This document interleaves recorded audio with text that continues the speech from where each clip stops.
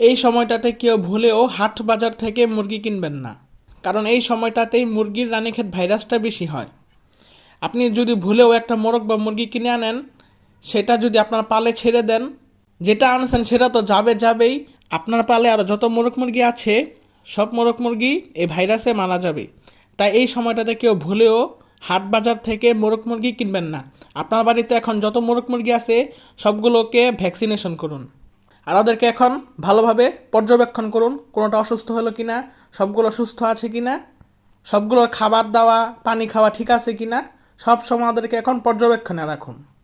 কারণ এই সময়টাতেই শীত আসার আগ মুহূর্তেই মুরগির এবং মুরগির বাচ্চার ভাইরাসটায় বেশি আক্রমণ হয়, এবং এই সময়টাতেই ওদের বার্ড ফ্লু এবং রানীক্ষেত রোগটা বেশি হয়। আপনার মুরগিকে কিভাবে ভ্যাকসিনেশন করবেন বা ভ্যাকসিন দিবেন সেটার ভিডিও এই যে যারা ইউটিউব থেকে দেখতেছেন এই যে রিলেটেড ভিডিওর একটা লিঙ্ক দিয়ে রাখছি, আপনারা সেখান থেকে ক্লিক করে দেখতে পারবেন। আর যদি এটা না পারেন তাহলে চ্যানেলে ক্লিক করে ভিডিওতে গিয়ে দেশি মুরগি ও মুরগির বাচ্চার ভ্যাকসিনের সম্পূর্ণ গাইডলাইন, এটা হচ্ছে টাইটেল, এখানে ক্লিক করে আপনারা সম্পূর্ণ ভিডিওটি দেখে নেবেন। এখানে আমি পূর্ণাঙ্গভাবে ভ্যাকসিনের আলোচনা করেছি।